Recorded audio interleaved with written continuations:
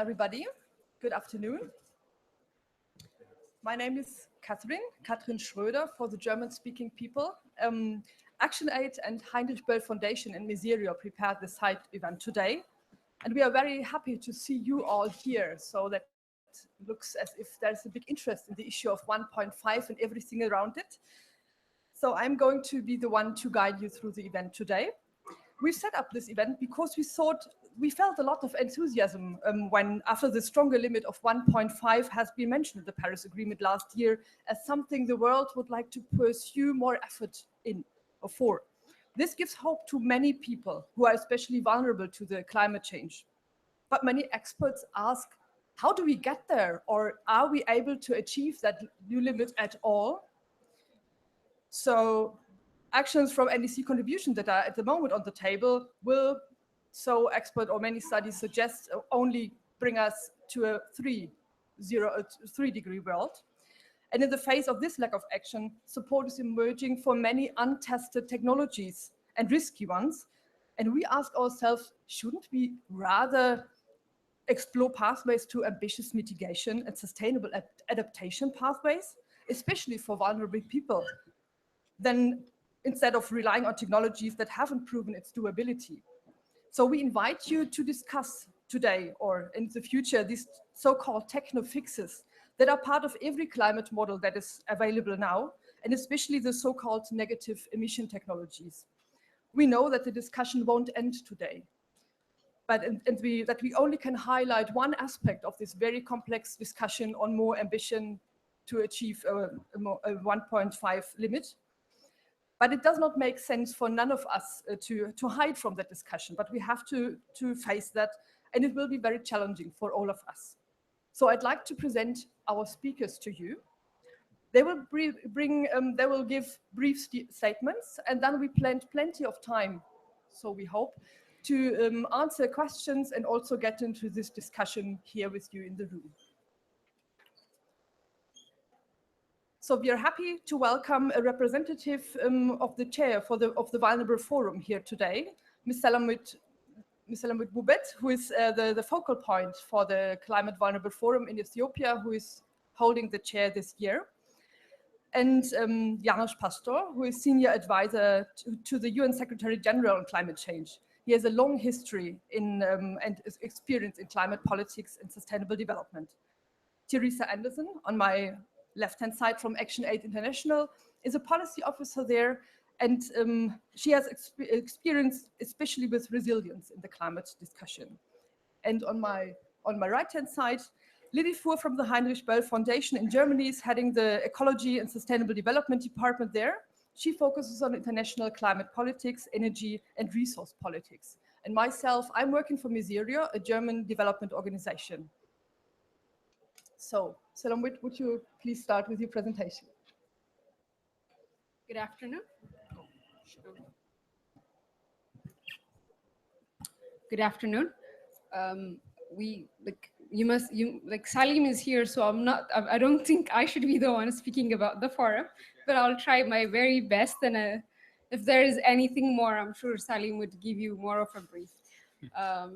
So I'm just going to give you a brief introduction of what 1.5 does mean to vulnerable countries. And in Paris, the forum was among the other parties that were really fighting for a reference of 1.5, because unlike so many other countries, for us, it's a matter of survival. And then even within 1.5 degree, we still have other countries that might not be able to survive, that might not be able to adapt to the changes in climate. So the forum was extremely fighting for a reference to a 1.5 degree. And now that we have a reference for that, the forum is highly pushing for how do we make this happen? What do we do now?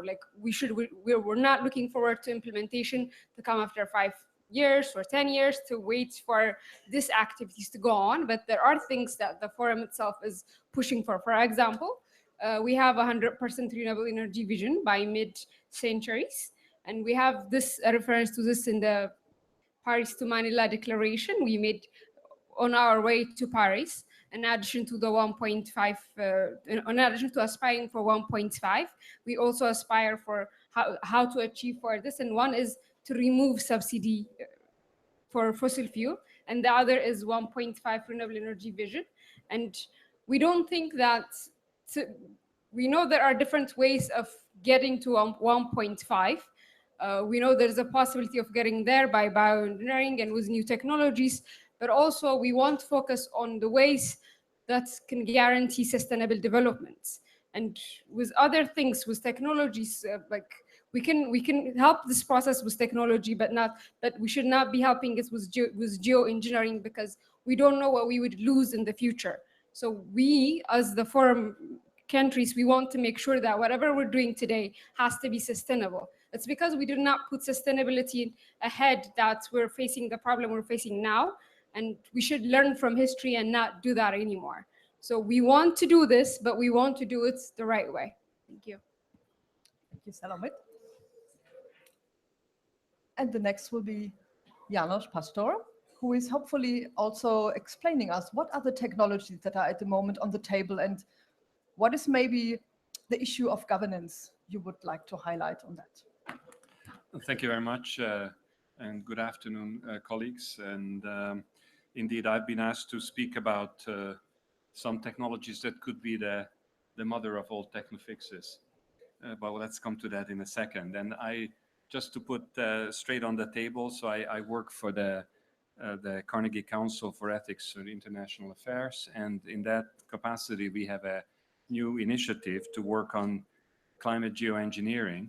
We're not promoting geoengineering, we're not intrinsically against it, but we are trying to explore the governance requirements of those technologies, which are singularly lacking.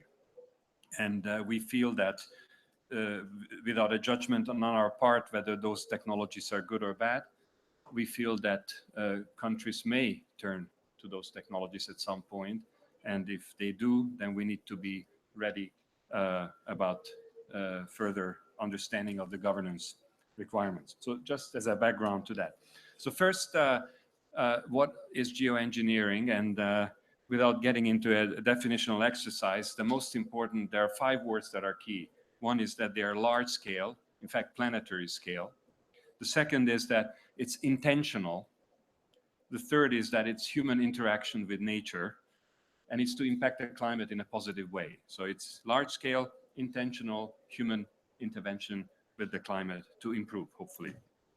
Now, there are many different technologies, and we don't have time to get into the details, and they are fundamentally quite different ones, but essentially there are 2 kinds. One is the so-called carbon dioxide removal, which actually takes carbon out of the atmosphere, carbon dioxide. It mimics nature. Growing trees is one of those technologies. Of course, if you do it at a sufficiently large scale, then it becomes geoengineering. There are other options to remove carbon dioxide, direct air capture through chemical means and other means, and so on. Now, these actually remove CO2, so they help the problem because the concentration will go down. They're very expensive, of the order of the same as mitigation options, possibly even more expensive, and they take time. Then there is another set of technologies, the so-called solar radiation management technologies. The most common of those is the so-called injection of aerosols into the stratosphere. And you literally mimic the act of a volcano. When volcanoes erupt, they put lots of sulfur into the atmosphere, and you can measure the temperature of the world cools down, like Mount Pinatubo. That's exactly what we have. 6 months later, you could start seeing the temperature decline. Now, these kind of technologies, solar radiation management technologies, they actually don't solve the problem at all because the CO2 is still there.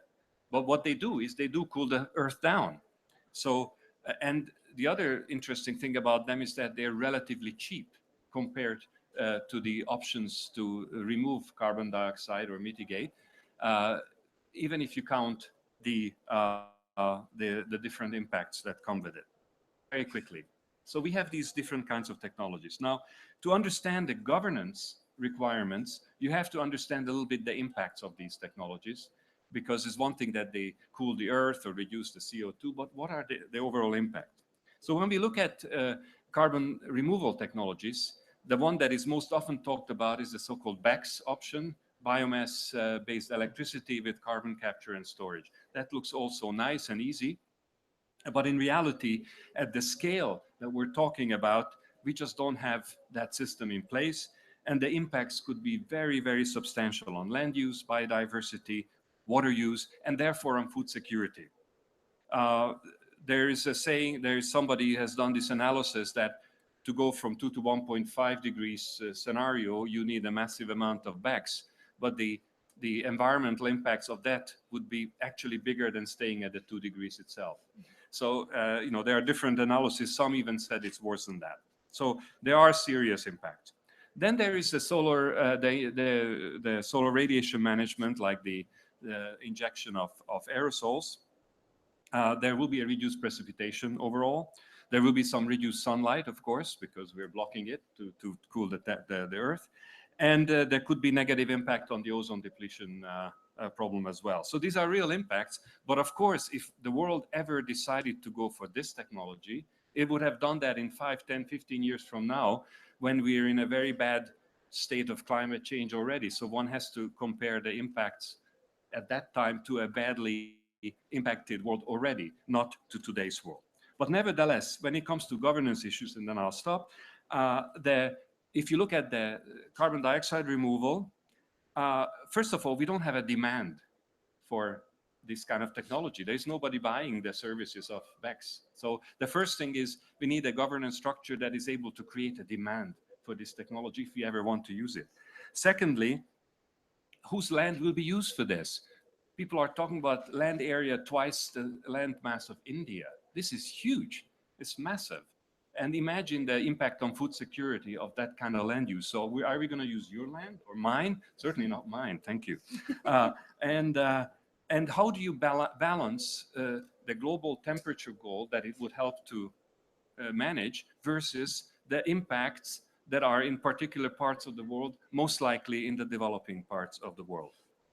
And then when we get to the solar technologies, then it gets even more challenging, because even research that is taking place, because these technologies don't exist yet, they're just existing models, and one would need to undertake some research, actual in situ research, but there's no clear public policy guidance to the research. So even that is not clear. But let's put that aside. Let's say we find out enough that one day countries want to make use of it. Who decides to use it, and on behalf of whom? Because let's not forget, a big country could actually just do it no problem on its own. They don't need the agreement of 195 countries. And who decides how far to go, how far to turn the global thermostat? Do you reduce 1 degree or 2 degrees? And there could be huge implications on the impacts in different parts of the world. And again, some of the impacts will not be the same in different regions. So again, how do you balance the global good of reducing the global temperature with impacts in different parts of the world? And then, depending on what else you do, hopefully there will be still mitigation going on, because you're not fixing the problem. You haven't reduced the CO2. But if you don't do that vigorously enough, you would have to do this for literally hundreds of years. So what kind of global governance system we need to have in place, a stable system that is able to oversee such technology is relatively simple, but to oversee this and to make decisions when to start, how far to go, and when to stop is absolutely mind-boggling. So some people are saying that, in fact, governance might be the actual limiting factor in making use of these technologies, and not even the actual impact that they may have on the environment or on people. So I'll leave it at that, and I hope that there will be some interesting questions. Thank you. Thank you, Janusz. And Teresa was already a little bit addressed in that speech, so I would like to hand over to you. You are specifically concerned about the risks of these kind of technologies, especially of bags, if it comes to food security. So please tell us what your concerns are. Thanks very much. And as Jonas Pastor already mentioned, like outlined some of the issues to do with bioenergy, with carbon capture and storage. So I work for ActionAid, which is an international development organization. We work with farming communities, particularly in all over the world, and we operate in 45 countries. And so we've seen really clearly the impacts of climate change on on agriculture. And, I could talk about that and adaptation programs that we do, but we also have a very big program on land rights, because we realize how important land rights are to resilience, adaptation, food security, and for communities to be secure. So our concern about this highly technological stuff, which seems very removed from farmers' reality, we've actually realized is very deeply connected, and we're really concerned from a farmer's perspective. I mean, we were one of the strongest campaigners for the 1.5 goal because of the importance of limiting climate change, because of its impact on agriculture. But we really now, post-Paris, have to look very carefully at what is the pathway to meet that 1.5 target. And what I think the majority of people, maybe not the people in this room, but maybe outside this room, may not realize how much assumptions, invisible assumptions, are in the model pathways to stay under 1.5. And if you look at the IPCC, the most recent IPCC report, AR5, the fifth assessment report, it, as well as many of the integrated assessment models for how emissions pathways to stay under 2 degrees can be done, they basically assume that between 500 million to 3 billion, and one model even 6 billion hectares of land would be used to grow bioenergy in order to use for carbon capture and storage. And to put that into context, 1.5 billion hectares of land is used for crop growth. So we're talking about, potentially finding the same amount of land that we use on the planet to grow crops, as putting that over to bioenergy. Now, what is BECCS? Just to explain a bit, sorry, I seem to be going in the wrong order of my talk. So the idea of BECCS is that the only technology that we have to suck carbon out the air is photosynthesis. And so the idea is that you grow a lot of greenery, crops, trees, whatever, and burn those for energy and stick that carbon dioxide underground and hope that it stays there, right? So that's bioenergy with carbon capture and storage. But in order to increase the amount of CO2 that you can suck out the air, the idea is you grow, suck carbon, burn it, store it, grow, suck carbon, burn it, store it, and you keep doing it, and you expand the amount of bioenergy in order to increase the amount of CO2 you can capture. And these models just, what's basically been happening is that governments, I think, have been asking their modelers, what's our model, what's our pathway to sticking to these targets? Is it possible? And the modelers go, well, if you use like hundreds of millions of BECCS assumptions, then yes, it's possible. And then they go, okay, fine, good, yep, we can stick to that target. So we have a lot of dangerous assumptions in these models, which are allowing governments to continue on their current economic trajectory and systems and assumptions, which is really, really dangerous. It's not, these models allow governments to think that they continue as planned before. But as we can see, there's three major risks with this assumption. First of all, by the idea that a technology is going to come along later and save the day, you don't really do what is necessary now to cut emissions. Second of all, there's a huge likelihood that it's never going to work because of the technology limitations. And third of all, if it does work, it's going to grab all that land. So, and I'll talk first about the land implications. We've already seen in the past decade or so a lot of impacts from biofuel land grabs. And we've heard how, as the interest in growing bioenergy and biofuel as a climate change solution started to come into conflict with land use, replace crop production, push farmers and indigenous peoples off their land, lead to deforestation, etc., and lead to rising food prices. Now that was on 20 million hectares of land. And we're talking about hundreds of millions of hectares of land. So scaling up massively the biofuel impact and conflict. So it's clearly not feasible from a social point of view. And all of the models and the economic system, we could say, assume that this land will be on the south, right? Because land is cheaper there, it'll be cheaper to grow biofuels on land in the south. Well, then that means that we're replacing the land of the farmers who the 1.5 degree target is supposed to protect. you know, climate vulnerable forum countries, the ones that called for this, are the ones who are most impacted by climate change, and the ones who need the 1.5 target, and yet are the ones who are going to be displaced by this technology. And so it really, and you know, that's probably going to happen across Africa, Asia, and Latin America. Of course, those huge figures are simply not viable. So then you come across the technological limitation, which is A, that the land won't be happening on that scale, and B, the storage facilities of CCS is just very limited as well. There's very limited capacity to put all that carbon in the ground, because the places where they use basically where oil has been sucked out of the ground to store the CO2, and actually there's not a lot of capacity there underground to store all the CO2 that we need to put there. So there's the tech failure, and actually the technology doesn't even work. So we're really just assuming that a technology that hasn't really been invented yet is going to come along and save the day, which is a really very dangerous way to go if you're going to plan for climate action, is just assuming that we're going to invent a technology to fix the problem. So really we come to the real problem at the heart of this, aside from land and failure, is that it's this assumption about BECCS is driving low ambition now. Countries are not doing what they know they have to. I mean, everyone outside of the UNFCCC knows that we have to change our consumption and our economic model, etc., in order to deal with this climate change problem. We can't continue as we are. But it's this delusion that these models, that this technology can fix us, is allowing us to do so. And so that's why we have to name this problem, name it as a false solution, name it as a mal-mitigation option that is right there in the middle of all of our models, so that we can force our governments and the UNFCCC to do what we really need to do. Thank you. Thank you, Teresa. So I think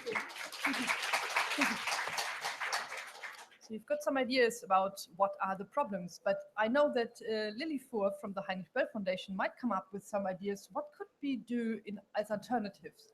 So Lily, go ahead. Thank you. It's actually not me who comes up with these solutions. I think it's everybody. There's some really good ideas out there, but they're not being heard enough.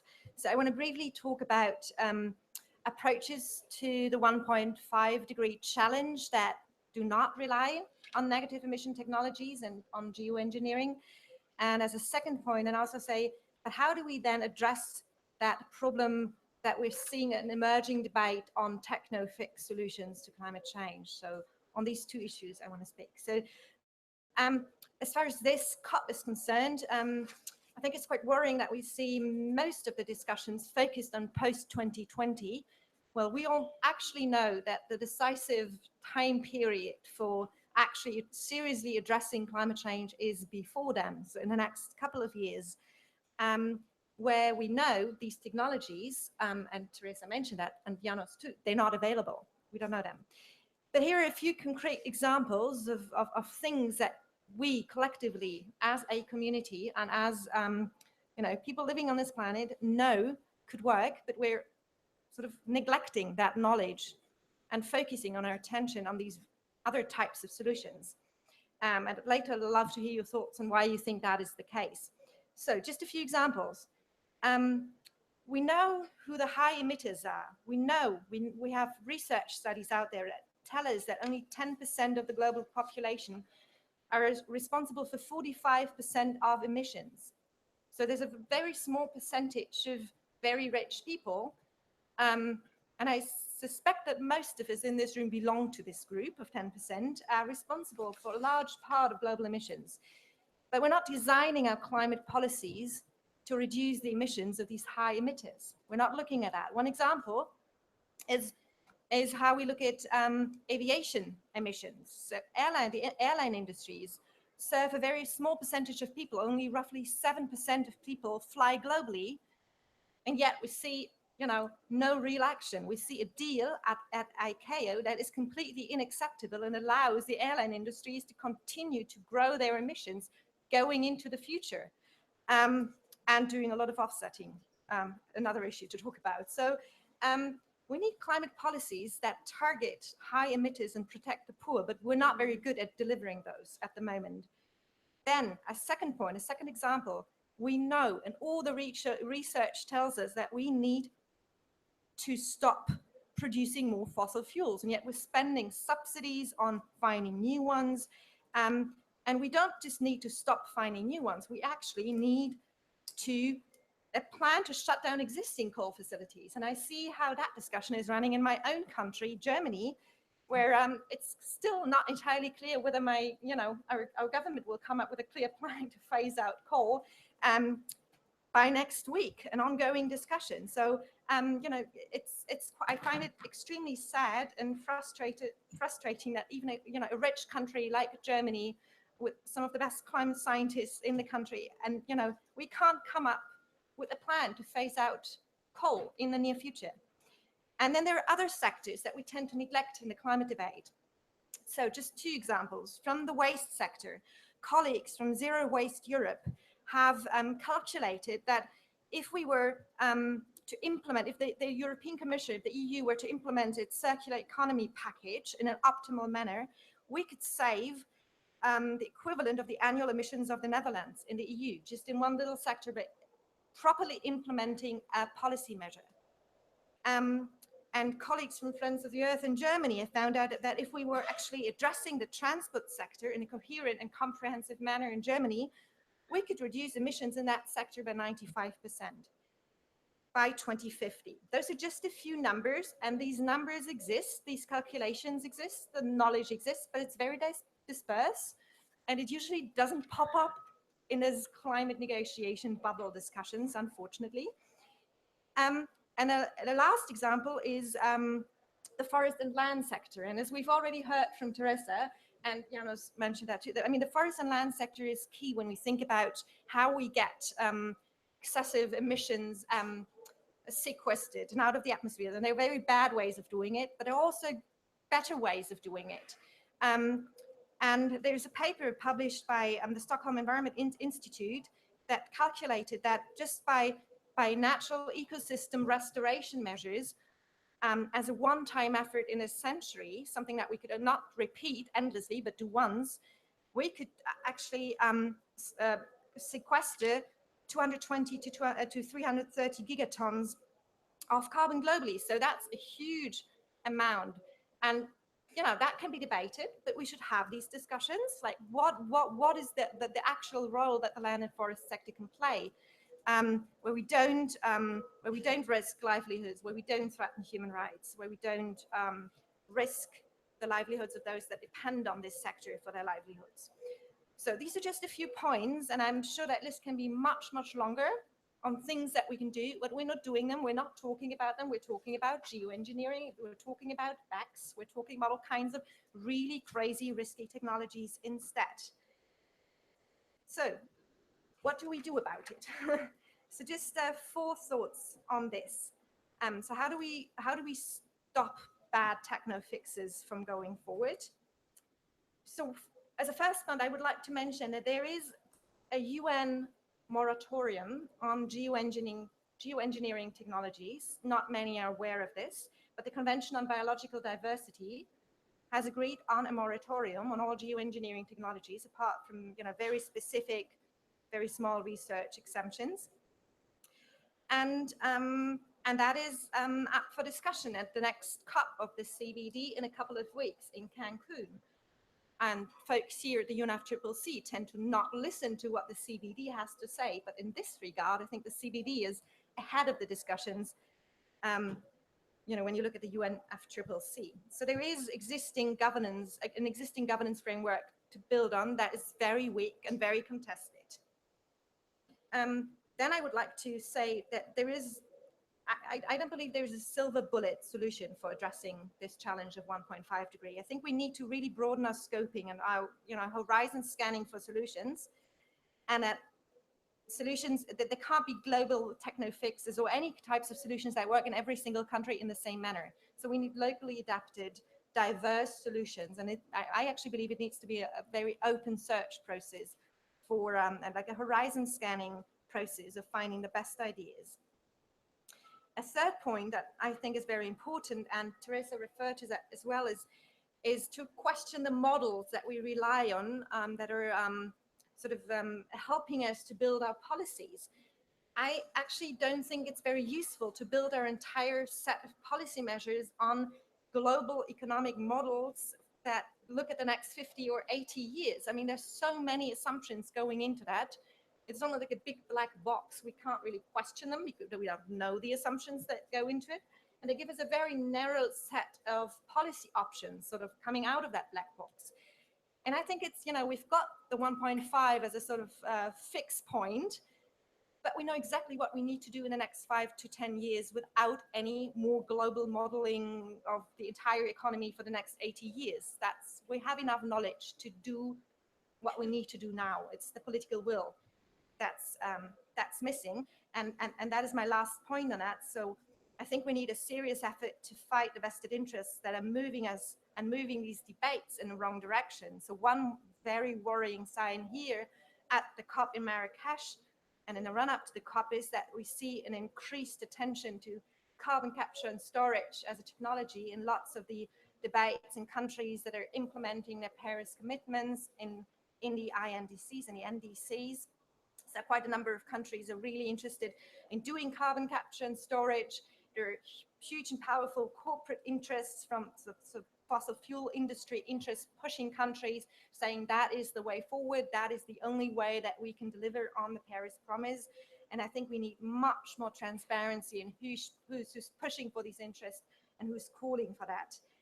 And I would like to end with this first little input here with one argument that I found very useful and helpful in this debate on geoengineering, an argument that is made by a professor of ethics at the university in Washington State in Oregon. His name is Stephen Gardner. I'm sure many of you will know him. So he said, so if those who are arguing, so this is focused on these solar radiation management technologies that Janos talked about, these crazy technologies that, you know, that look at whether we can control the global thermostat. And Steve Gardner says, well, if we're actually thinking that we can get a benign way of doing that, can we get a governance framework that is fair and just and equitable to govern solar radiation management? Well, if we could get that, we wouldn't need to talk about it because we would see climate action. If we were in a position to collaborate as, you know, a global community on these issues in a matter that is just and fair and sustainable, we would not be talking about solar radiation management. So it's almost like a paradoxical situation where the conclusion is the only way that we're going to see solar radiation management going forward is going to be a very non-benign way. Like it's going to be a hostile way. And that scares me a lot. So I think we need to not shy away from this debate, but actively engage and do so now, because now is the time. Thank you. Thank you very much, Lily.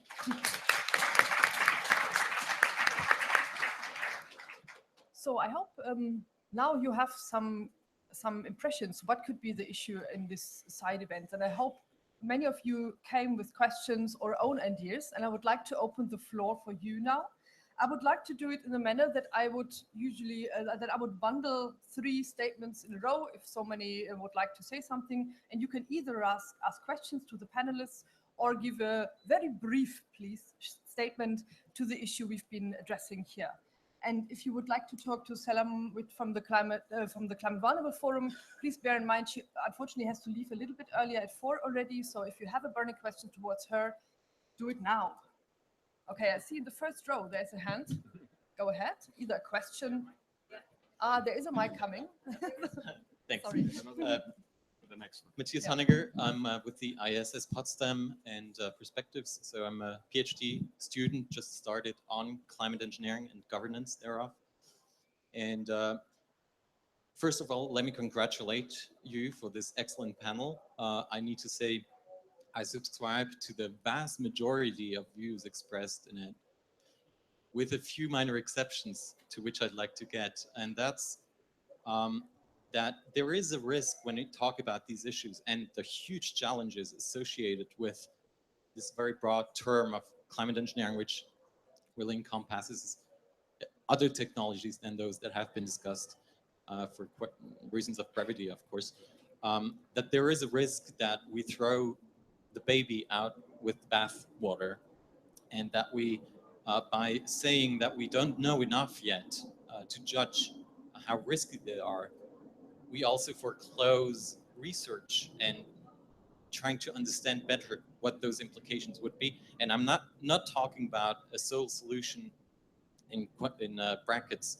as BECS is not a sole solution in itself, but it could contribute at a very low level, of course, to the challenge, if it is possible to implement locally and in a bottom-up process. So what I'm saying is there a way that we can reconcile openness in the debate with also having in mind the huge challenges that we have and the huge realities that we have, with a heavy heart alluding to this morning's news from the United States, from the presidential election. I think it is clear to all of us that this poses huge question marks. So I'd like to have a passionate call for research and openness in that regard, please. Thanks. Thank you. Are there more statements? I see one over there with the lady with the blue scarf and another one here in the first row. And I see you, but for the next round, okay? Great. Hi, my name is Meredith Byrne. I'm coming from the International Labour Organization. Could you speak a little bit up? It's hard to hear you from here. Sorry. Just to repeat, my name is Meredith Byrne. I'm coming from the International Labour Organization. Thank you very much for the panel. Really interesting interventions. I think all of you had a similar, I think everyone here realizes that this is going to require change. And with change, no matter what the technology, this also will have implications on the most vulnerable populations. And I would then draw attention to the world of work. All these technologies will need different skill sets. And there's also certain factors that enable, whether it's skills recognition. So we're talking different kinds of technology, not maybe the kinds that we're envisioning, but skills recognition systems, for example, are weak, but also to call on also the research elements, understanding the impact these transitions will have on the workforce, what skills will be needed, what skills will need to be transformed, and making sure that those are actually, the trainings are available to all sorts of people that will be the most heavily impacted. So I would more, I don't know if this is a question, it's more just an urge that sort of the labor market dimensions of all of this are extremely important. So I would call on everyone to sort of keep that at the back of the mind. So thank you very much. Thank you. And the third statement here in the first row. And afterwards, we have a round of answers from the panel. Hi, I'm Sohara. I'm a journalist from Bangladesh. So my question actually goes directly to Ms. Fuhr, because you alluded to something that strongly resonates with me, the aviation industry and sort of emissions from there. I think what you said is very interesting, that we're sort of ignoring these existing problems. I think my question then comes to some of the techniques that are being applied to address emissions. For example, in the US, they're trying something called NextGen, which is a performance-based navigation, which is a technique they claim at least is going to be more efficient in terms of reducing emissions, as opposed to the currently used ground-based navigation system. And I'm just, my question is, for technologies like these, which are not necessarily technofixes, but the governments are claiming are effective, how effective do you think they actually are? Or if not, what else could be done to I guess, propose solutions that are more effective as opposed to technofixes? Thank you. Thank you. So maybe you, Janos, and maybe Sam, would you like to answer to the question of, don't we rather need an open debate, and maybe what could be the assets for research? And then I would like to go to Teresa and really to the, I mean, there was that one direct question to you. So you start, maybe. So I think we do need to talk about these issues. In many of these technologies that we've talked about, we simply actually don't know if they are potentially viable options to do what their promoters seem to claim. Maybe they'll be much better, maybe a lot worse. We just don't know. So in that sense, we need some new information, some additional information, so that we find out. I do think we need more research, but I also think that the research that is taking place right now is too much decided by the researchers themselves. I think we need to have clear public policy input into that research, which we don't have. So we need to find ways to do that. So that's really, really essential. And if I may just add one point also to you, I mean, I personally have a problem with the word technofix. It depends what you mean by that. If it's a technical solution to a problem and it fixes it, fine. you know, as long as it doesn't create problems somewhere else, right? So if our definition of Technofix is something bad, then of course we don't want it. But if it's a technical solution to something like a new method of GPS or I don't know what, fine, let's use them. We need all solutions. We just simply do not have the luxury to throw away techniques because, again, to come back to this morning's decision, we are facing a challenging situation ahead of us. And we need to make sure that we make use of all the solutions that will work and that will not create problems somewhere else. Just to add up, a colleague of mine today was saying it should not be only the American people that should elect their president because it affects the world and then we should have a say. Well, sadly, we don't have a say. But like, hopefully this would not take us backwards. But just to say on the research, it should be open, and then technology has provided so many things for the human race. We've come a long way, but at whose expense? What if something goes wrong? There are countries that cannot survive the way the world is going right now. Well, like, who does make research? Developed country. I'm sorry to make this distinction, but developed country. So if something goes wrong, would other countries be able to actually adopt to that? Can they sustain with that? And that's risky. So you can't, this isn't to discourage research, but this is to make sure that we should be very, very, very careful. And the damage could be something we cannot cope up with. And that should just be kept in mind. And the other thing is that to get to our goal, there is so much that we could do. And there is so much we could do in a way that's sustainable and safe to the planet. And I think coming up with research like that is also a way of excuse.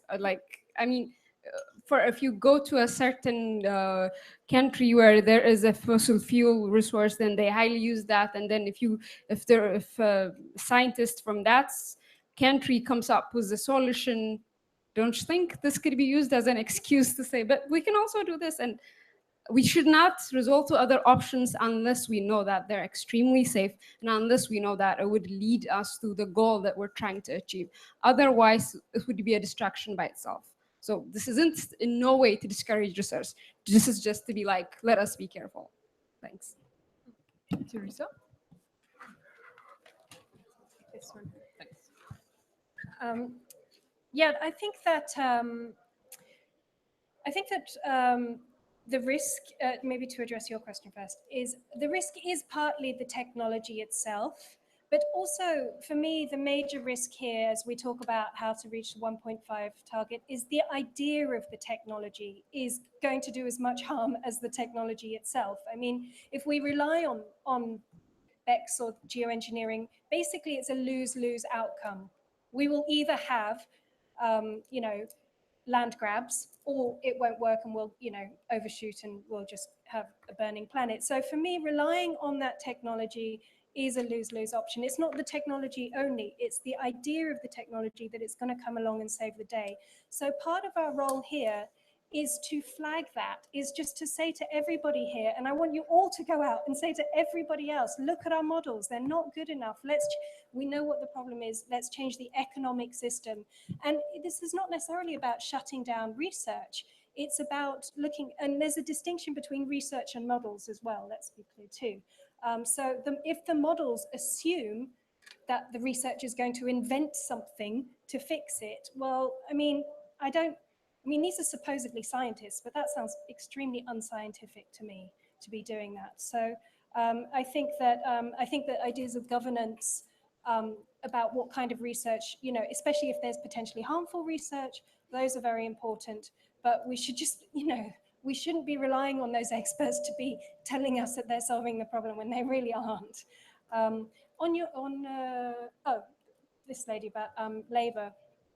I think I'm really glad you raised this issue. I mean, I think of this issue that you've raised in terms of the phrase just transition, which is, it's a big barrier potentially.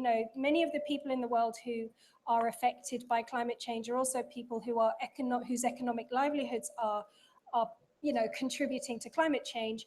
And so they're, vulnerable vulnerable in both ways, both by climate change and the solutions to climate change. So a lot more thought needs to go into how to facilitate a just transition for even those parts of the economy that are part of the problem. So, you know, oil workers, coal workers. In fact, to bring it back to Trump, one of the major reasons she lost in Pennsylvania was because she actually was on record as saying the coal workers are going to be, oh, maybe I shouldn't be talking in public about Trump. Sorry, I'm not, sorry, I don't want to go on record because apparently, sorry, I should. Okay. You can talk to Teresa anyway, about this I'll talk issue about just later. transition in general, In the coffee not corner. this specific political thing on record, but in general, there can be a barrier to people coming along with us to the change that we need to make. And we really need much greater investment in facilitating that transition in a fair way. And so thank you for drawing attention to that. And Elisa, direct question towards you. Yes, can I say something to the other questions as well? Brief. Okay. So maybe just on the workforce question, one thought that I don't see that geoengineering solutions are building and creating any new jobs. There's no jobs in geoengineering. I think that's something to keep in mind. There are jobs in renewable energies. On research, I think that's a very important question. So are we closing the debate? Are we sort of closing our minds? Are we not open to the debate? Should we look at all of the options? And that question comes up all the time in this discussion on geoengineering. So I think three points to that. First, very important, there are limited research budgets, public research budgets, and we need to take political decisions and prioritize. And the research money we're putting into geoengineering research or BECS research or CCS research will not go into researching all of the other options, some of which I mentioned. And it's, you know, it's not just gonna, it's an either or in some cases, very concretely. And then with solar radiation management, all of the researchers I've talked to tell me there's actually no line that they can clearly draw between research that actually matters and deployment. Because any research in solar radiation management that tells you whether it's working or not would require you to go out into the open and do an experiment, a field experiment, which would immediately be a small-scale deployment of geoengineering. So that's a very difficult discussion. The Convention on Biological Diversity is calling for a certain type of research, which is about the economic, social, and environmental implications and risks of geoengineering. And I think that's definitely the societal risks also. That's a type of research I would like to see more of. On aviation, I'm not an expert in the technology you mentioned, but I think we need to rethink how we talk about efficiency and focus more on sufficiency, and keep in mind that a lot of the technologies that work bring a rebound effect with them, so they eat up efficiency gains, you know, in other areas. So that's something to look out for. And Janos, I want to react to your what you said on technofixes, because I use that word and I like to use it, and it's good, it's provoking something. But why I think it's important is because very often what we see is not here's a problem, what can we do about it? What we see is we've got a technology, where's the problem that we can solve with it? Or we see here's a technology, does it work? Yes, but we're not asking what else does it do, you know? And there's a very nice quote from Vandana Shiva. I'm sure many of you know Vandana Shiva. When she talked about geoengineering, specifically solar radiation management, and she said, well, we don't have climate change because there's the sun. We have climate change because they're greedy men on Earth. And I think that's a very nice quote. Thank you. So I would like to start with the second round of questions. I have you in the third row here and somebody in the back, and that's difficult now. I will pick to you. Can hear you. No, I think the mic is not switched on. No. We have a second one. We need a Technofix. Yes. Is that better? Yes. Yeah, thank you. This is Mike Kaufman from Planet Hydrogen, also known as the Campaign for a Hydrogen Economy, from Manchester in the UK. We're an international organization, actually. I'm not doing a Trump on the panel, but I think that you are basically mistaken. for three reasons. Firstly, you are the prisoners of nomenclature, not just Technofix, which was mentioned by Janus, but for other reasons. Secondly, you have not gone into carbon arithmetic. I don't mean complex modeling, I mean basic arithmetic. And thirdly, you have missed out almost completely climate science and earth sciences. You have not mentioned once, take this third issue first, ocean acidification, ocean heating, sea level rise, stratification, and the death of corals. This also counts, this rules out completely solar radiation management, which doesn't do anything, as Janos said, about carbon dioxide concentrations. About nomenclature, the first point. I was here for COP7 in Marrakesh, actually, a much smaller and more intimate do in a hotel. It was very, very nice, and I didn't have the tendency of getting lost. I didn't even have to look at people going to expensive hotels. I easily found a cheap one. That's not the point. The discussion there, the metric used for looking at climate science was concentrations. Should we go for 450 or should we go for 5P50? There were people like even as august as the International Institute for Applied Systems Analysis in Austria that some of you may know about, saying 550, let's get down a little bit to 450. Whereas we know now that there's completely crazy numbers because 450 in carbon dioxide actually means 550 or 560 in equivalent heating effect. And 550 means nearly 700 in heating effect. These are disastrous figures. What then should be our metric? Surely it should be 280, which is where we began 200 years ago. If we are going to go, this is again really concerned with the third issue, earth science. If we hold things to 1.5, which is a figure which has been inveigled into all our thinking by higher powers than us, we are still going to have a planet whose atmosphere and ocean will be at war with the two timekeepers, the metronome of orbital behavior, how the Earth goes around the planet, and the thermostat of the amount of carbon dioxide. That is why I think the panel should look again with more respect at carbon, at nomenclature, and at carbon, just to think carbon very briefly. At the moment, we are putting between 9 and 10 billion tons of carbon multiplied by 3.75 carbon dioxide. Sometimes that's not made it even clear, even here, into the atmosphere. Supposing, following Janos, we can pull out some of that, but not following Janos, not turning it into fuel, which simply returns the carbon dioxide into the atmosphere when it's combusted, but bringing it down and keeping it down. One figure which people might like to take notice of is, for example, the sugar plantations in Brazil and in other places. They are enormously productive. So would you please come to your final point, please? Because I know that other people would like to raise some issues. Can I finish this? 2 sentences. Short. Okay. They bring down 20 tons of carbon per hectare per year. Multiply that by the necessary number of hectares, and we can perhaps challenge the land use problem. Thank you. And we have the next statement in the very back. I see a light hand there.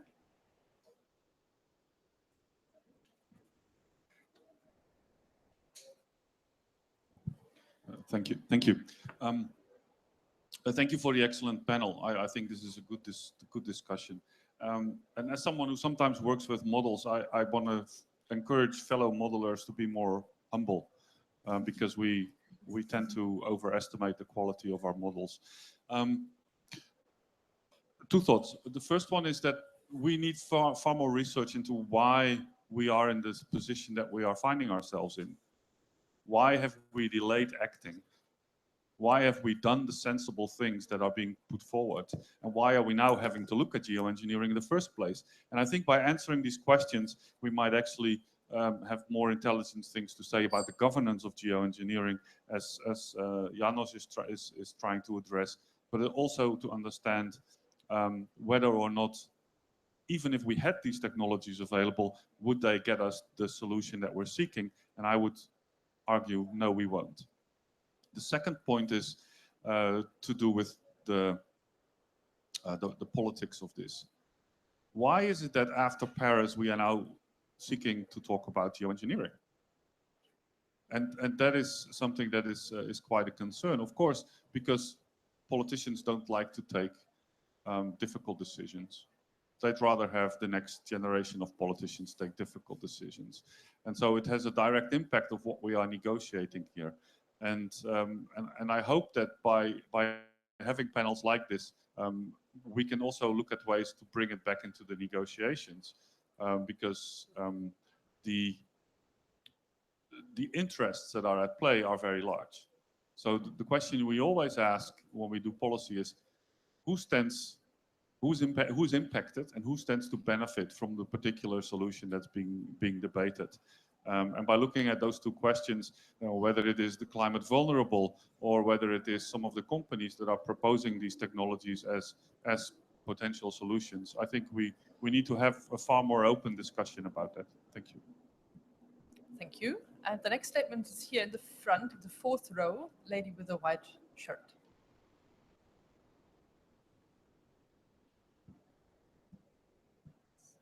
Thank you. My name is Natalia, and I'm an energy student from the Netherlands. You can also please speak up a little bit, Yes. because we can't hear you. My name is Natalia, and I'm an energy student from the Netherlands. I have two more or less clarification questions. I am aware of why solar radiation management is a bad idea. But I'd like to know what are the models that are considering it seriously, and what are the countries that are advocating for it. So how seriously is it considered on international arena? And also, are there any regulations at all that regulate the experiments on solar radiation management? Thank you. I think that was a clear knowledge question. Maybe, can you answer it, Janus? I can try. So to start with, with your question, and I'd like to come back to the previous one too briefly, but sometimes there's not clarity if a certain research is quote unquote geoengineering or something else.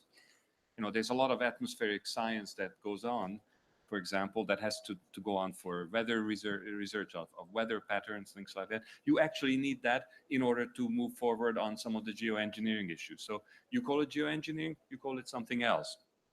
So there are regulations, of course, in place for research in general in countries.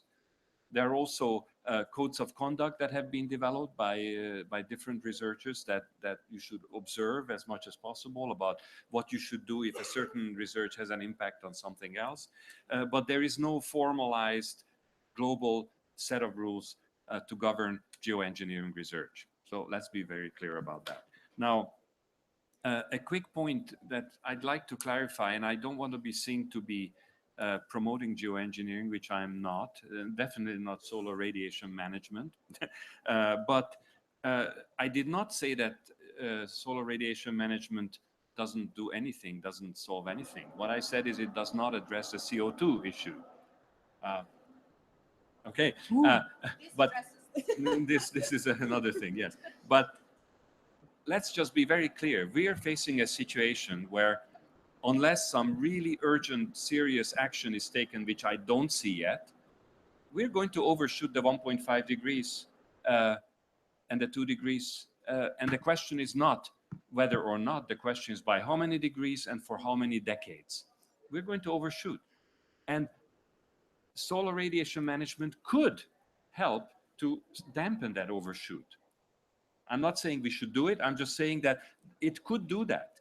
It could, instead of going to, let's say, 2.5 degree overshoot, you go to a 1.5 degree overshoot, or you go for not 5 decades, but only 2 or 3 decades. So that is what the promoters of solar radiation management are promoting. And that is technically possible. Now, whether we want to do it or not, that's a debate we need to have. But let's not say that it doesn't necessarily solve any problem. Okay, thank you. Okay, Teresa, you also have some reaction on the statements? Thanks. In fact, the gentleman from the Planet Hydrogen, I think I'm not fully understanding the implications or some of the things that you were referring to, but certainly some of the points that you touched on, I do actually fully agree with. I mean, for reasons of brevity, I think we didn't talk about the problem, one of the problems with solar radiation management with continued and continued climate change, obviously, is that the more CO2 you have in the air, you get ocean acidification, which kills the oceans, which kills the corals. You know, that among with many other things, is a major problem with climate change and with solar radiation management. And I think you were saying, although I could have misunderstood you wrongly, was that actually 1.5 is even too high and that we should be. And of course, I totally agree with you. And in fact, it took some of us, well, a long time to be able to even say the 1.5 target because we already knew it was way too high. But within this context, knowing how hard it was to get 1.5, let alone 2, 2, let alone 1.5, that's been considered within this very limited political context, which, let's face it, is really, really very challenging. That was considered a win. Okay, maybe it wasn't a great win, but it was still a win of sorts. Better than 2, let's say. But if you were saying, so the situation is really bad, 1.5 is really bad, ocean acidification is really bad, therefore we should be doing BECCS, etc. technologies. Oh, you weren't? Okay. Well, let's say you were. I'm glad you were. Then my argument would be relying on a technology that doesn't exist yet is a bit like saying, I'm going to carry on acting like this in the hope that unicorns are going to come along and save us. Now, I don't know if there's unicorns or not, but I think it's really foolish to have a policy based on the possibility that unicorns may exist. And some people are hoping that unicorns are going to come along, and maybe they will, but it's really very foolish to have a policy based on that premise. So I think we should act as if unicorns don't exist and just continue as we are, or continue as we should be, I should say. Lily, what's your opinion? Just one thought. So if there was a unicorn, I hope I'd have a free wish. I don't know if unicorns give free wishes or just fairies, but I think one of the things I would, no, I'll put it another way. I think what would be really useful when we say what we need to address the carbon problem now, what I really wish is that we could rewind time and sort of look at the history of climate policy discourse, at least over the last 20 years or so, and see where we've gone wrong and how we talk about these issues, how we describe a problem, which sort of predetermines how we think about solutions and where we look for solutions. So the best way to address the carbon problem is to leave the fossil fuels in the ground. It's very simple, but already in 92, we define climate change as being something that's up there in the atmosphere having to do with emissions. We could have decided to launch a negotiation pathway to keep fossil fuels in the ground or whatever. We didn't. And all of that, I think it'd be useful to write a history of climate policy as a history of forgotten alternatives and actually map these different turns we took. And so how, and help us understand how we got to where we are now. But yeah, that doesn't make choices today any easier. But you asked for, how do we address the carbon problem? Well, I only have that answer, leave it in the ground is sort of the only secure way to address the carbon problem.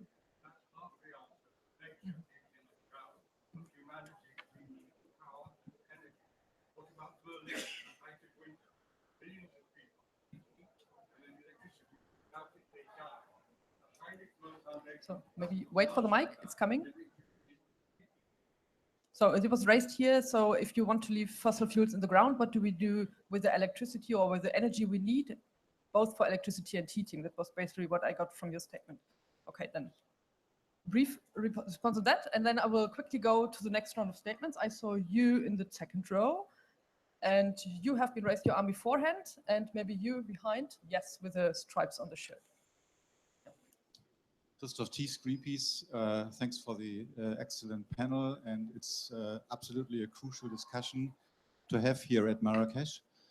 I just want to add two aspects to it. I think it has been said before, but I think it cannot be emphasized enough that because of the fact that even 1.5 degree will have major implications, we cannot emphasize enough that all these discussions about negative emissions or other solutions only make sense with the deepest possible cuts in fossil fuel emissions.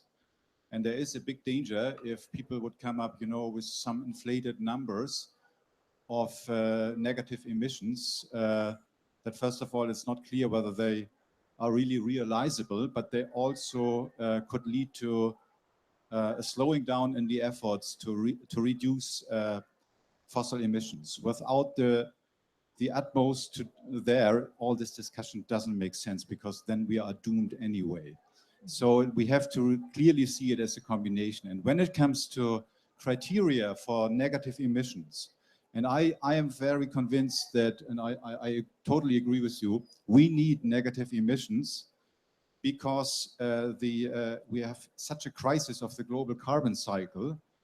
And this crisis does not only create warming and climate change, it does a lot of other very bad things, as has been mentioned already. But we also have to face another crisis. This is the crisis of biological diversity. It's partly interrelated. One of the key drivers of biodiversity loss is climate change, but there are also other drivers. And one of the key reasons to protect the climate is to protect biodiversity. So we have to look at these two in integration.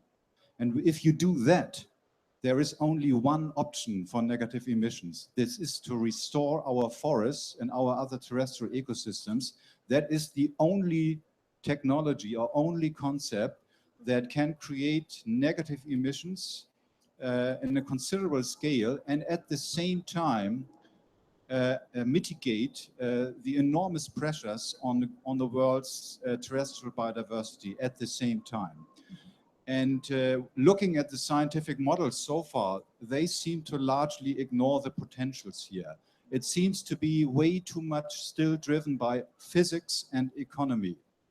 And ecosystem knowledge is still lacking in many of these models. And as a consequence, it seems to be that a lot of these models really underestimate the potential of additional carbon sequestration through the restoration of forests and other ecosystems. Thank you. So we have the next statement. I think the fifth row over here. Or maybe it's a question. Thank you very much. My name is Carlos Tornel. I come from Mexico. I just want to address a little bit about the politics of what you were saying. I believe this sort of discussion sort of depoliticizes the whole problem of climate change. Why? Because we are continually fixing our ideas of what technological solution can we do, like technology will save us in the future. But it's completely leaves out the discussion of what we should do as, in our own lifestyles. This part of consumption, this part of reducing your footprint, whatever, whatnot.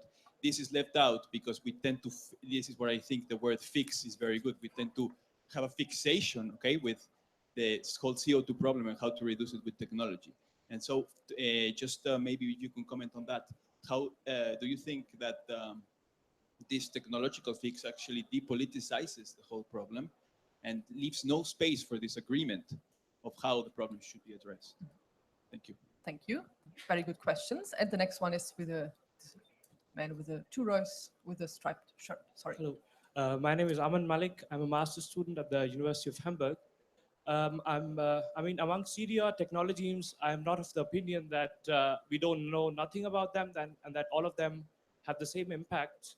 And the question follows that, do you see countries using on a small scale, so within countries using CDR technologies to claim emission reduction efforts? So this then becomes somehow disengages from the global governance question, but more what a country itself finds a solution for the problems. Thank you. So these were the 3 statements or questions. And maybe we can start with Lily this time, on my right-hand side. Yeah, quite a few of those were statements, very interesting and useful and good statements. On the depoliticization of the climate change debate, I very, very much agree. I think that's a huge problem. I think that focusing on just simply just counting and measuring and quantifying things helps to hide some of the interests and conflicts of interest behind the difficult decisions that we need to take. And I think it's useful to have that conflict out in the open. So I think it's important that we spell out the conflicts and actually not shy away from that. I think it's quite sad to see how apolitical a lot of the discussions have become, especially here at the climate negotiations. I'm glad we're having a more political debate in this small space here, and I hope we can have more of that. And on the carbon dioxide removal technologies on a small scale, I don't know what you have in mind. So could you clarify what you think that countries would be doing on a small scale? All of the technologies I know are not working, completely expensive, energy intensive, use lots of water. I don't know, maybe there's a unicorn solution somewhere out there, but I'd rather focus the attention when it comes to implementing Paris on the stuff that we know that works. That's my main point.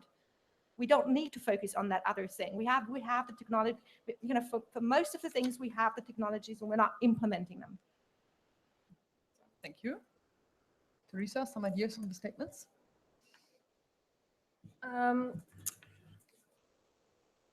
Yeah, maybe about the question about whether countries are planning to use CDR, carbon dioxide removal, for their emission reductions.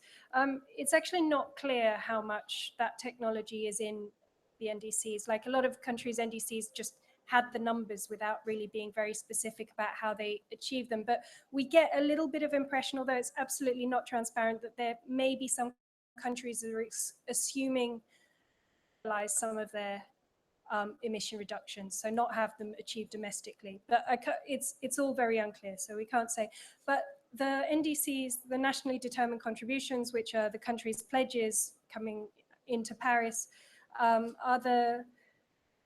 they only add up to keeping us below 3 degrees. So there's an assumption out there, even if all of those are implemented, funded and implemented, and at the moment, who knows, well, then we still have a gap between the 3 degrees and the 1.5, and that presumably the technology will sort it out. So that's where we are with that.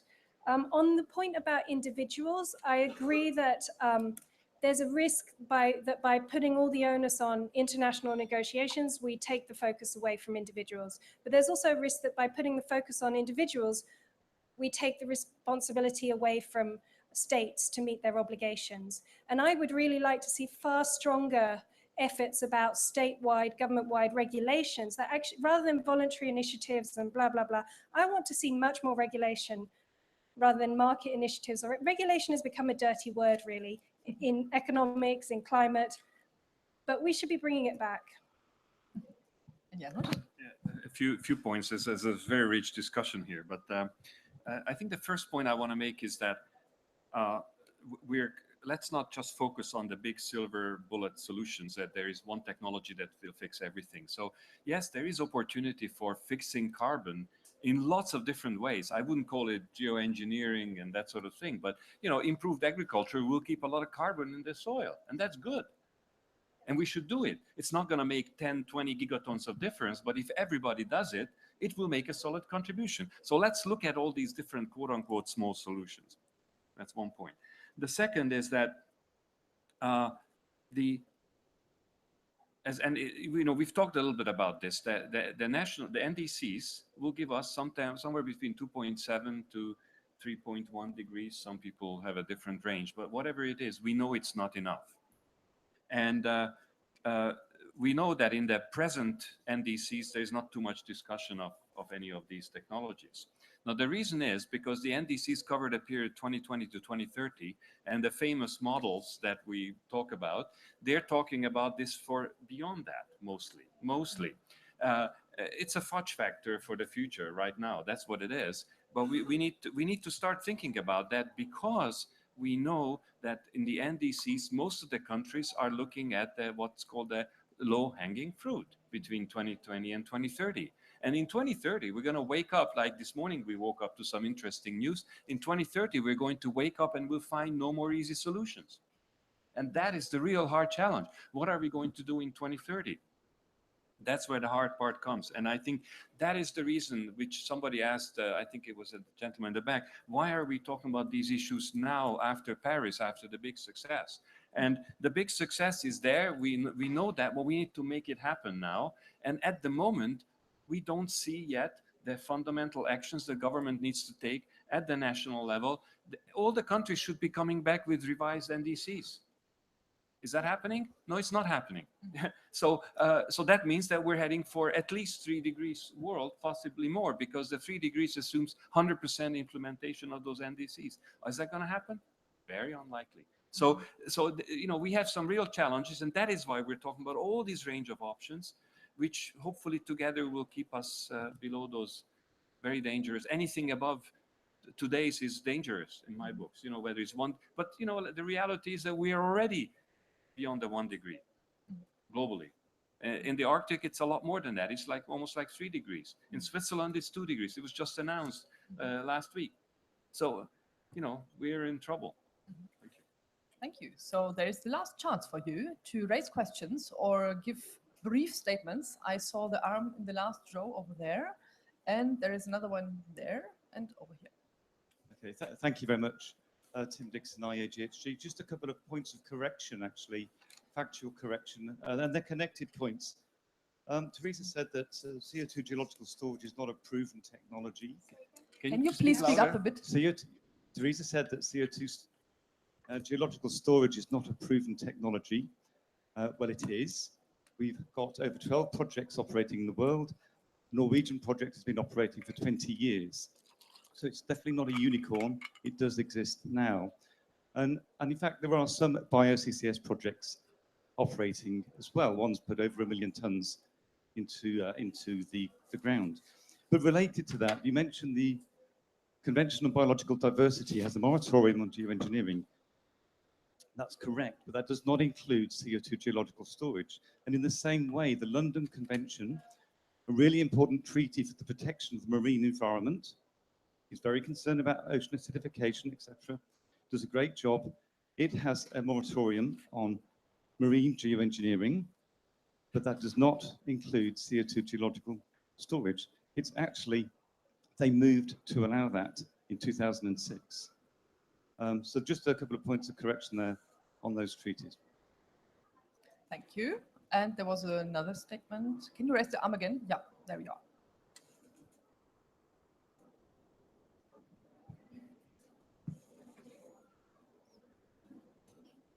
Hi, I'm Stephen from the Center for International Environmental Law. Oh, can you hear me? Yes, you have to speak up a little bit because the mic is maybe not that loud. Okay. Thank you. Regarding questions of governance, I know one of the carbon capture sequestration options is throwing a lot of iron in the ocean to stimulate plankton and have them pull carbon out of the atmosphere. And I know that that's been tried something like 14 times the last time that I counted. And I guess I'm wondering if geoengineering by its definition is like this big, large scale stuff,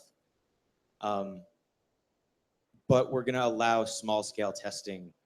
Do you see a risk, or is there reason to think there's a risk of a sort of slippery slope boiling frog kind of issue where we're doing small tests, we're sending up 1 mirror into the stratosphere to see if it reflects properly, and then that leads to 2, and there's a line drawing problem about when to declare something geoengineering versus just a little bit more iron thrown in the ocean. Thank you. And there was a third one closer to our microphone.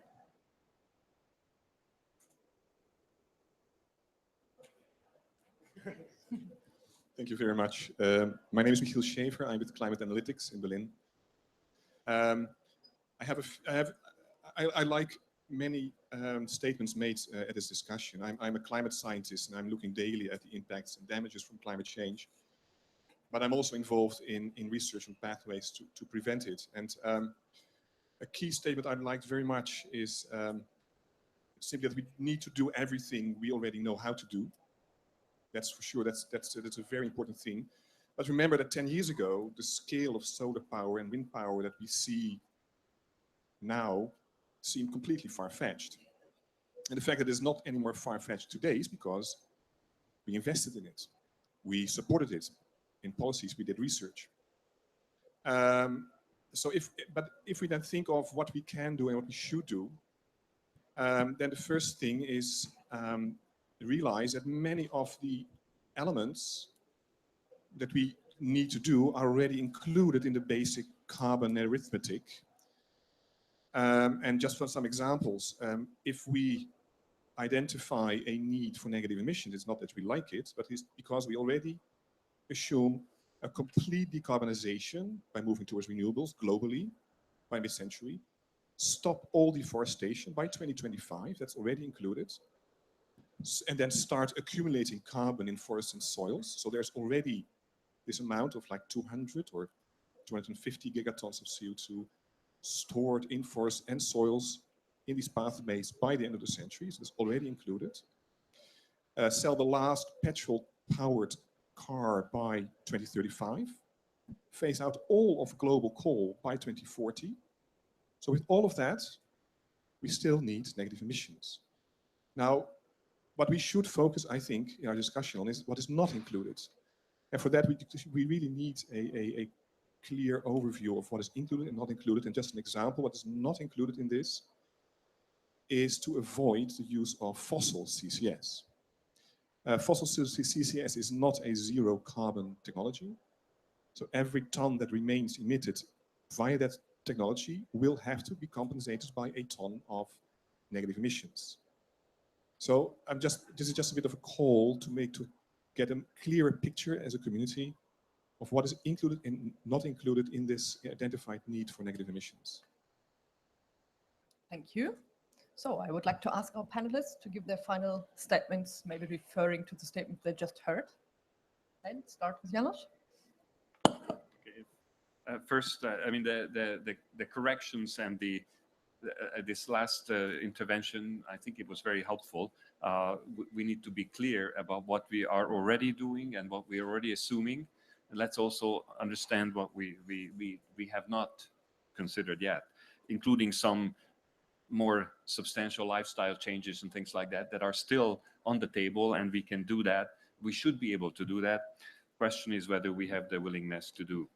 Now, I said earlier, and I say it again, that what I've seen, certainly last year and early this year, incredible political support by governments for this agreement here. First day of Paris, incredible. The ratification process and the entry into force, fantastic. Now these same leaders must go back to their countries and domestic legislation and serious, coherent national policies, which I don't see yet in most countries. So to me, that's really, really hugely important. But there was a question about the slippery slope, and I think that's very, very important in terms of this discussion here about these quote-unquote technofixes or geoengineering and other options. That yes, if you do research, for example, right now, all of the solar radiation management research is really modeling. It's thinking in laboratories. And many of the researchers say that if you want to know a little bit more about how these things work, you have to go out there and you actually have to put some sulfur, some aerosol into the stratosphere to figure out what is the effectiveness. Now, does that mean deployment? I slightly disagree with you, Lily, because I don't think that necessarily is deployment, because it is reversible. I think when the size becomes substantially larger, then it is not reversible. I mean, sulfur goes into the stratosphere all the time. So if it's done with some very reasonable, scientifically controlled scenario, you could have an experiment that is an experiment. It is not deployment. But nevertheless, politically, unless we're very clear about what we have to do in terms of our emission reductions, the mitigation that we have to do, the adaptation that we have to do, then it can become a slippery slope. And I think that's why if we ever, even when we talk about these issues, we must be very, very clear that mitigation is the name of the game, reduction of the emissions, because if we don't reduce the emissions, then we can be in this business of trying to shield the solar radiation for hundreds and thousands of years.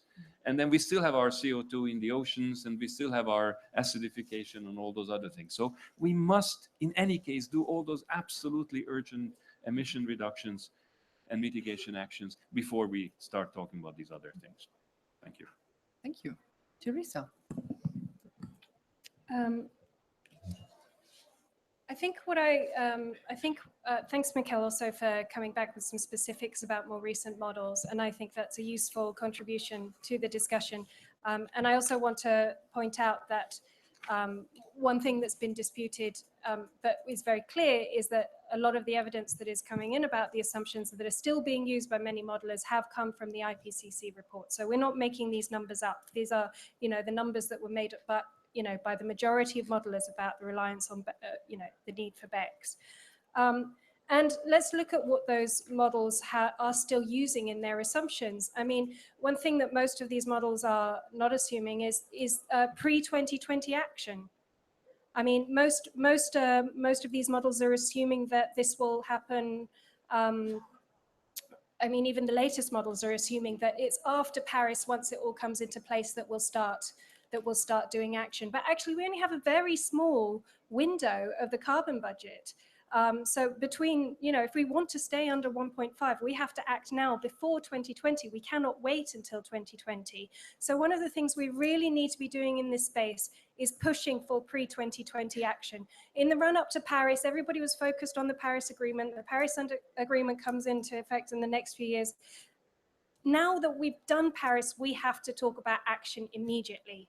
And so there's a political opportunity that I think everyone needs to be aware of in 2018 is the facilitative dialogue and the global stocktake, both very boring sounding names, but please keep repeating these words to everyone and tell your governments how important they are, because that is when we get to look at the collective NDCs, the pledges that governments are making and seeing whether they're enough and forcing them even now, as they should be doing post-Paris, as you say, they should be coming out now with much greater improved NDCs. And 2018 is the moment where we tell them to do more, but we still keep doing that even before 2018, by the way. The other thing that we need to do is be making sure that we protect rights, because we don't want mal-mitigation. We don't want mitigation solutions to be damaging rights. So we need to find ways within the implementation of the Paris Agreement to operationalize aspects of the preamble, which made very clear human rights, food security, rights of local communities and indigenous peoples. So we need to find ways and various areas to make sure those are a reality. And I think what we really need to come back to is now post-Paris is to just be more ambitious.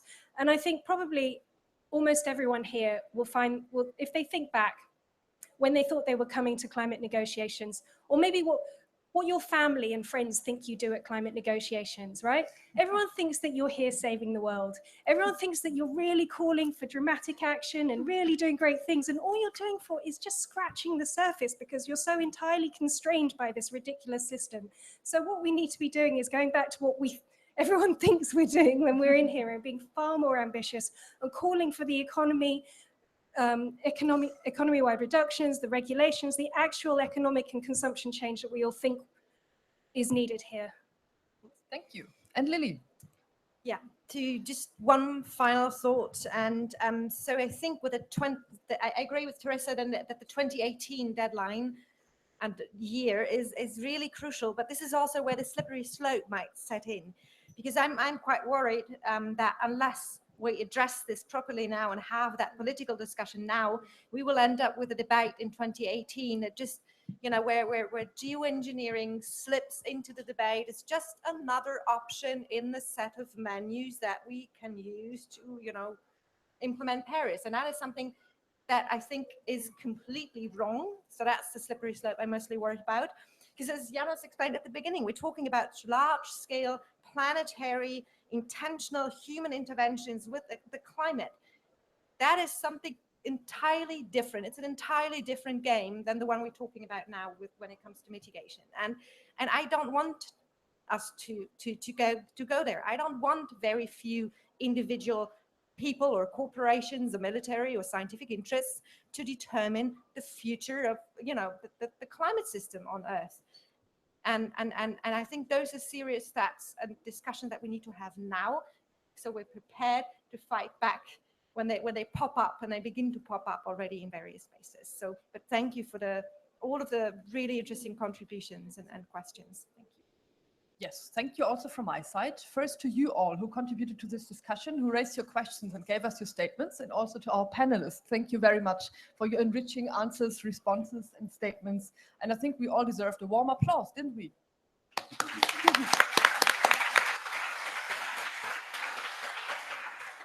want to learn more about all the stuff we have talked about, so some of them we dealt with in a new brochure we just published, Heinrich Böll Foundation together with MISEREOR and Friends of the Earth Germany. It's available online, but also physically over there at the door. Thank you. Both in German and English.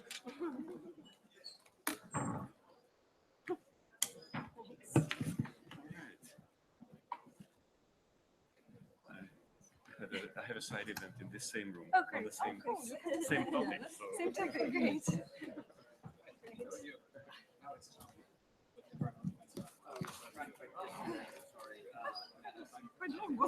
Yeah, it's actually quite